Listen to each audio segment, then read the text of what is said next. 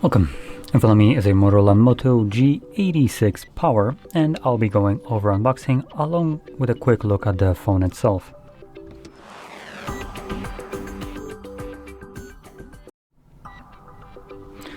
Okay, so let's just get straight into this. We do have two seals, so one and two. And we have the phone right away.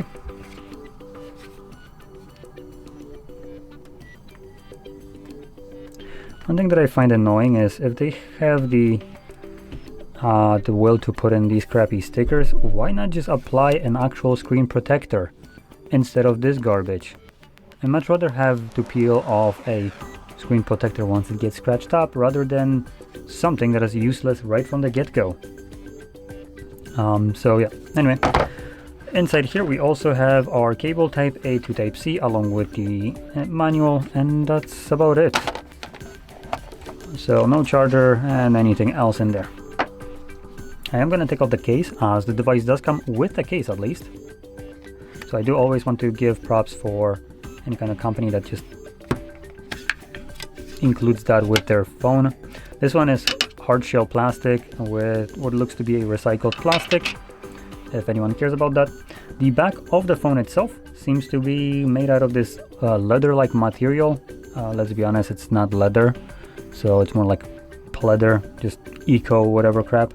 But it does have a nice texture to it, and it makes it so the device won't be slipping away off of your couch or on a table. I literally had devices on this table, which is flat, just kind of slowly starts to drift away because of how slippery they are. Obviously this won't be the case here. Now the device is on, let's see, you can now see the full bezels, which are actually pretty decent. They're very minimal all around. And talking about the display right here, we have a 6.67 inch screen with a resolution of 1220 by 2712 pixels. It's a POLED 120 Hz refresh rate, HDR10 Plus certified with peak brightness of 4500 nits, which means that the display right here is actually pretty good. Now, before I continue any further, I do want to also look at the price, and the price is about 330 euros, which is actually a pretty respectable price. Anyway, continuing on into the back, which has our cameras, we have what looks to be a triple camera setup. Now, it might be a little bit hard because I just, for the love of God, can't get the camera to be exposed enough without being overexposed on the white background, so sorry for that. But in any case, we have a triple camera setup and a flash, and the main sensor is a 50 megapixel f1.9 aperture, 25mm wide.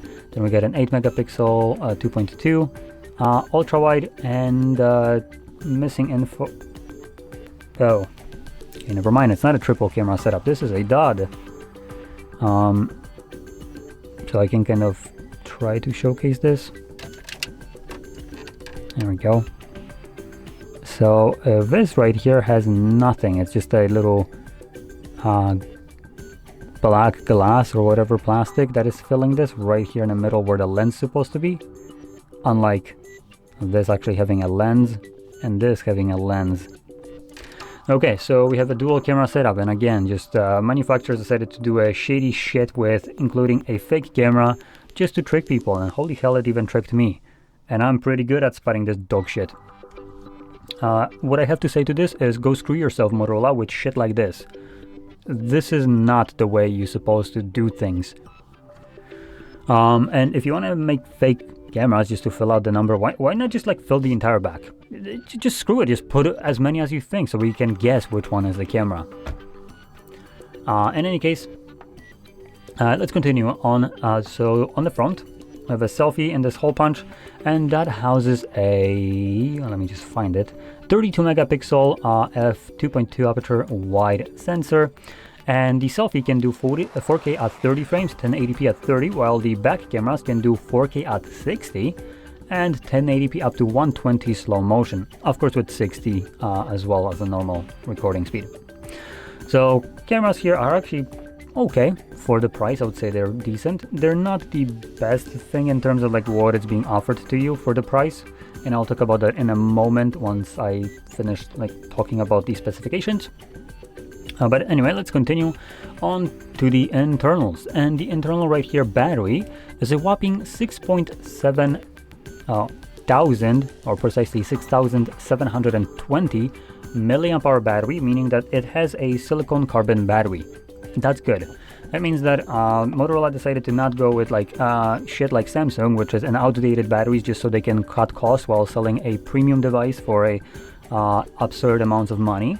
But instead they decided to go with something newer that will obviously cut away probably from their costs. So 330 dollars for this is still pretty steep price. So it doesn't look like they subsidize the cost to themselves. They're still on you along with a premium. But yeah, it's good that we have a really big battery right here. So this is a pretty significant size, and the device isn't chunky. Like, this is a normal sized phone with a 6.6 inch display. So it feels small, compact for such a device with very small bezels. It doesn't feel heavy or anything like that.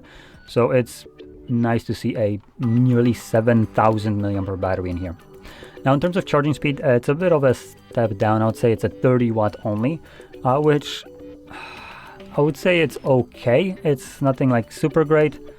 It will get the job done, and it's also charging faster than, for instance, S25, which is their what they consider flagship phone from Samsung. Though Samsung has this moronic idea that there are lesser and greater flagships, which defeats the idea of a flagship. But if you consider, for instance, this piece of shit from Samsung, the S25, this costs more than this device.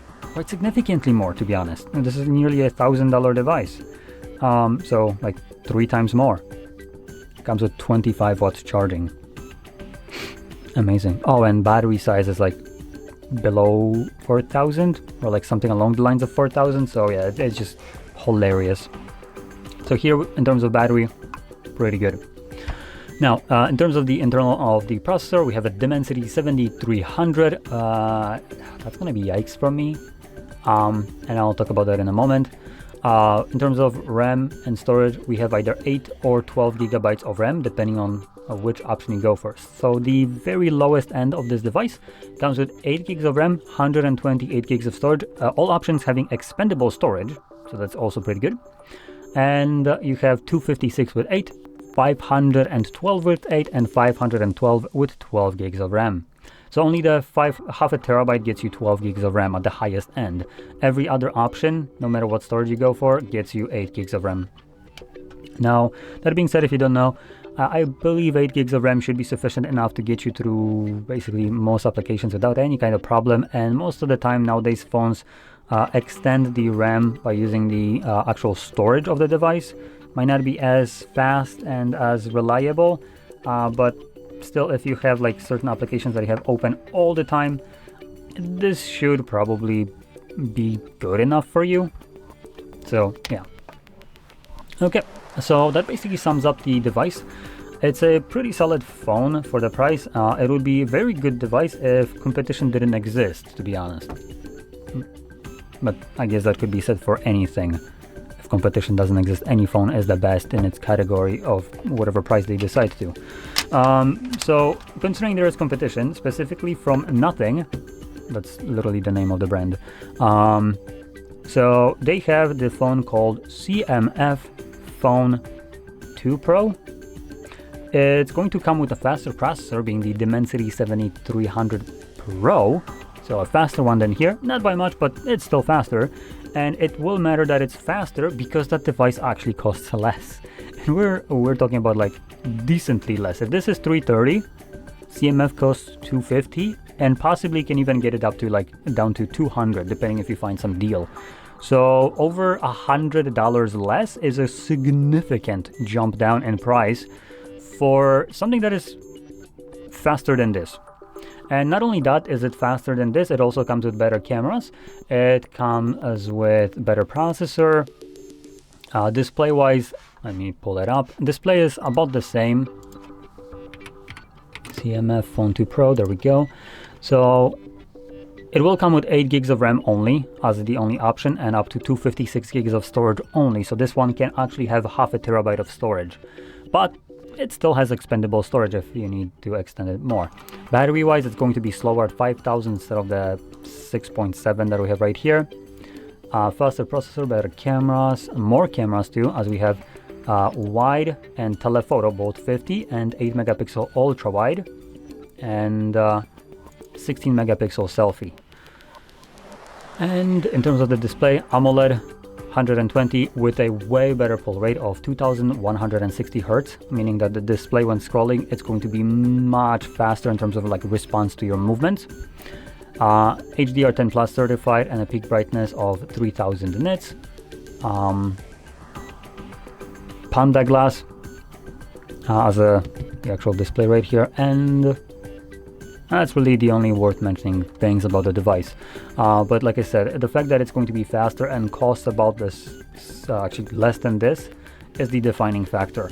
And that's why I'm saying that this phone would be great if competition didn't exist. And because the competition exists and it just doesn't care about completely fleecing you out of your money, it makes it hard to recommend things like Motorola right here, which is basically a dead brand that I'm pretty sure is right now just a kind of like a ghost company. It's owned by someone else at this point, I think. Although I could be wrong about this. I know Nokia is definitely, Motorola might be as well. So yeah, when it comes down to this, it just seems a little bit overpriced for what it offers, because we have the CMF. And goodness, Carl has been doing a fantastic job with the CMF or Nothing phone or Nothing brand in general. Everything that they pop out is very good for the price that they actually offer the devices at. So they've been really like smashing the industry right here. So I highly recommend checking that out if you value your money. If you don't, and for some reason you are stuck on Motorola for some reason, then like I said, it's a decent device. I find it that the price isn't adequate for what the device offers. So that's kind of my overview of this phone. Now, if you found this video helpful, don't forget to hit like, subscribe, and thanks for watching.